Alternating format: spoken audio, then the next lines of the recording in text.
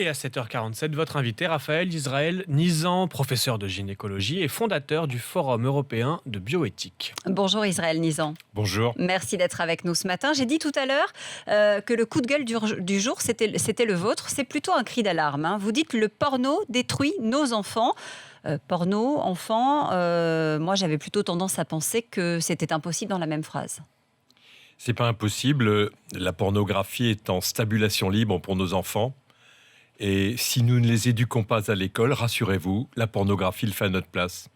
Ça fait 20 ans, Israël Nizan, que vous arpentez les couloirs des établissements scolaires pour y parler, hein, justement, sexualité, contraception, plaisir. Et vous constatez que le porno fait des ravages. C'est-à-dire, qu'est-ce que vous constatez ? Les questions des jeunes ont changé. Les établissements scolaires m'appellent une année plus tôt.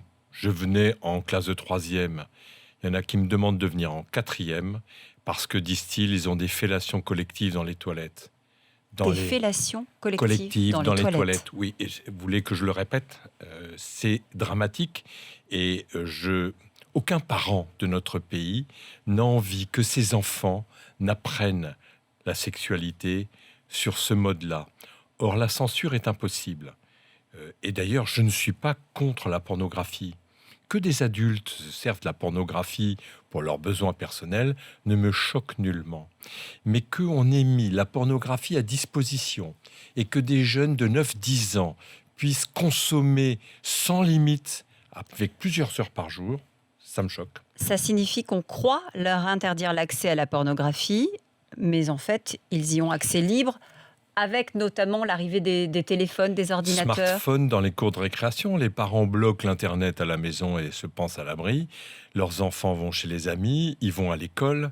Et donc, même les filles qui auraient une propension moins grande à regarder ce genre de documents passent pour des bagels si elles ne regardent pas avec les autres.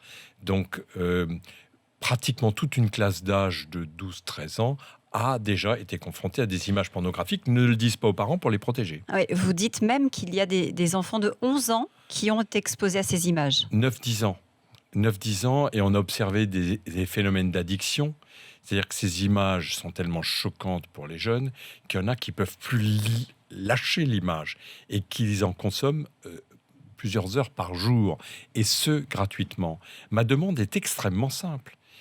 Je demande que, à l'instar de ce qui se passe dans un hôtel, quand vous voulez voir un film pornographique, on vous demande votre numéro de chambre ou votre numéro de carte bleue. Oui. Je demande qu'il y ait la même chose sur Internet. C'est-à-dire que les serveurs d'accès Internet ne puissent plus diffuser de l'image pornographique sans qu'un numéro de carte bleue soit demandé à la première image. C'est pourtant simple. C'est une garantie, vous pensez ? C'est On pas peut une pas garantie. piquer le numéro de carte bleue de papa ou de maman ? On peut, mais aujourd'hui, il n'y a aucune limite à cette visualisation, et les sites que vont voir les jeunes sont particulièrement violents et particulièrement choquants. Vous ne pourriez pas les regarder vous-même. Ça change, hein, et c'est ça qui est dangereux aussi, leur regard sur l'amour, sur le sexe tout simplement. Et surtout le regard sur la femme. Et puis leur imaginaire. Ça change l'imaginaire. On se construit l'imaginaire avec des images transgressives parce que les marchands ont besoin de transgression pour attirer le client. Et surtout, l'image de la femme est catastrophiquement...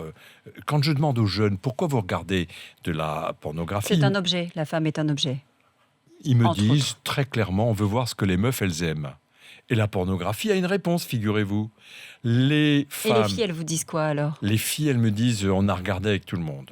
Elles sont moins intéressées par l'image que les garçons. Mais les garçons qui n'ont pas d'information à l'école, parce qu'on n'a toujours pas appliqué la loi de la France de 2001, qui prévoit 3 heures d'information à la sexualité à chaque âge, eh bien, les garçons disent, on veut voir ce que les meufs, elles aiment. Et la pornographie répond, une meuf qui dit non, en fait, ça veut dire oui. Et si on la fait jouir correctement, elle se rendra compte qu'en fait, elle aime ça.